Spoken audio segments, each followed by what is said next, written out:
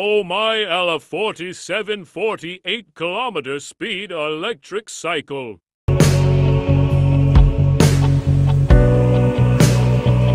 আসসালামু আলাইকুম।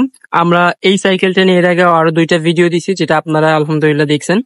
তো এই ভিডিওতে আমরা যেটা শেয়ার করব সেটা হচ্ছে নতুন একটা অধ্যায়।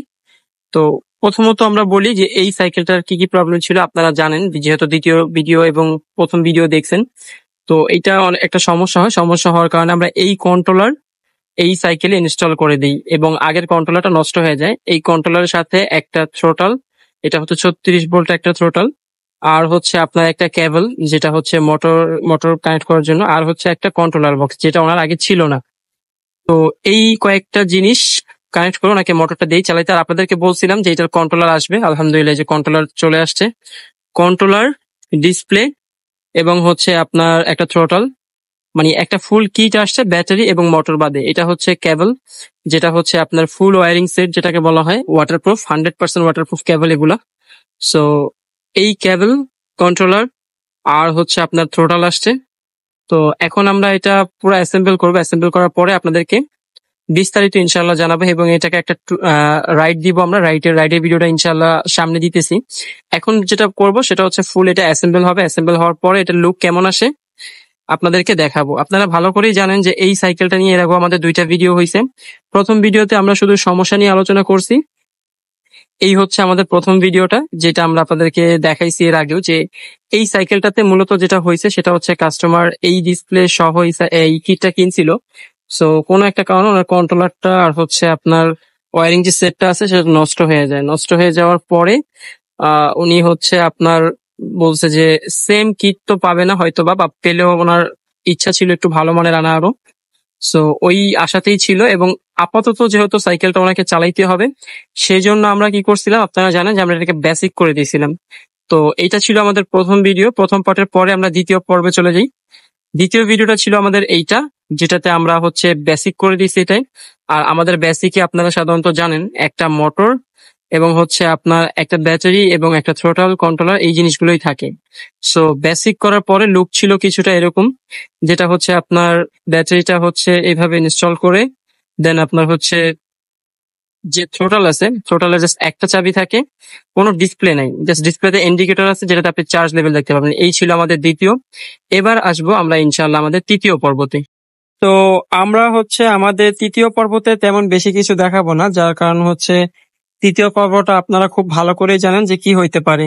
দ্বিতীয় পর্ব এবং প্রথম পর্বতে আমরা মূলত সমস্যা আপনাদেরকে দেখাইছি, দ্বিতীয় পর্বর ভিডিওতে সমস্যার সমাধান দেখাইছি এবং বলছিলাম যে তৃতীয় পর্ব যেটা হবে বা আমরা এরপরও আপনাদেরকে একটা ভিডিও দেখাবো যেটাতে আমরা ডিসপ্লেটা চেঞ্জ করছি। তো এইটাই হচ্ছে সেই সময়, ফুল প্যাকেজটা আমরা চেঞ্জ করে একটু ট্রায়াল দিব। তো আমি এখন বের হয়ে গেছি, সেটা হচ্ছে মিরপুরেই। যদিও আশেপাশের পরিস্থিতি খুব ভালো ছিল না, তার মধ্যে আমি বের হয়েছি যে কাস্টমারের হাতে সাইকেলটা পৌঁছে দেওয়ার আগে অন্তত আমার নিজের কনফিউশনটা দূর করতে হবে যে না, টোটাল সিস্টেমটা ভালো মতো চলতেছে কিনা। তো এইখানে কিন্তু আমি দেখতেছেন যে জিরোতে দিয়ে রাখছি। জিরোতে দিলে এখানে 18, 19, 20-এর বেশি আসলে উঠতেছিল না। তারপরও এটা প্রায় 27 পর্যন্ত চলে গেছিল। দেন 2 তে গেলে এটা আরো বাড়তেছে, 3 তে আরো বাড়তেছে, মানে স্ট্যান্ডার্ড মুড থেকে আপনার হচ্ছে স্পোর্টস মুডে চলে গেছে অলরেডি। এখন যেহেতু আমি প্যাডেল মুডটা 5 করছি, যেটা হচ্ছে গিয়ার বলা চলে, সো এখন কিন্তু স্পিড প্লাস হচ্ছে আপনার প্রায় 37, 38 উঠছে। তাও আবার আমি ফ্লাইওভারে, এখন আমি ফ্লাইওভার উঠতেছি। ফ্লাইওভার থেকে আমি হচ্ছে আমাদের মিরপুর যে সার্ভিস সেন্টারটা আছে সেইখানে চলে যাব। তো আসলে ভিডিওটা রাতে করা, সারাদিন বৃষ্টি ছিল অনেক, বৃষ্টির কারণে ভিডিওটা তেমন ভাবে করা হয়নি। তো এই জন্য ভিডিওটা জাস্ট রাতে করা কোনো রকম, এই জন্য আপনাদেরকে দিনের ভিডিও দিতে পারলাম না এবং সাইকেলটার লুক আসলে কি রকম হয়েছে সেটাও দেখাতে পারলাম না। যেহেতু সাইকেলটা আমি আমার কাছে বেশি দিন রাখবো না, এর কারণ হচ্ছে অলরেডি একদিন আমার কাছে ছিল আর বৃষ্টির জন্য ভিডিওটা তেমন একটা করতে পারিনি।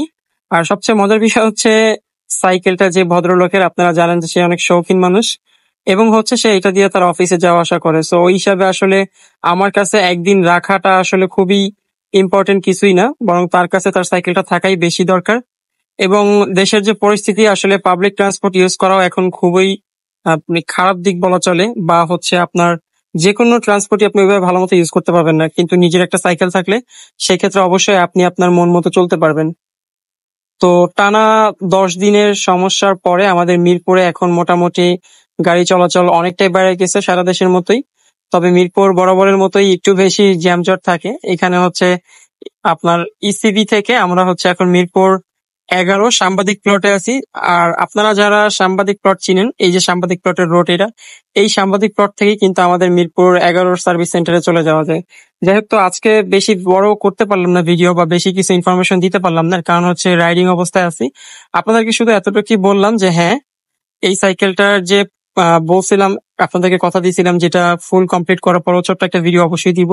সো তারই ধারাবাহিকতায় আসলে ভিডিওটা করা, যে ডিসপ্লে লাগানোর পরে সাইকেলের লুকটাই আসলে চেঞ্জ হয়ে গেছে। আর দিনে আর না দেখানোর কারণ হচ্ছে দিনে এর আগেও আপনারা দেখছেন। তো এই হচ্ছে আমাদের মিরপুর সার্ভিস সেন্টার। আজকের মতো ভিডিও এতটুকুই থাকুক, ইনশাল্লাহ নতুন কোনো ভিডিওতে আবার কথা হবে।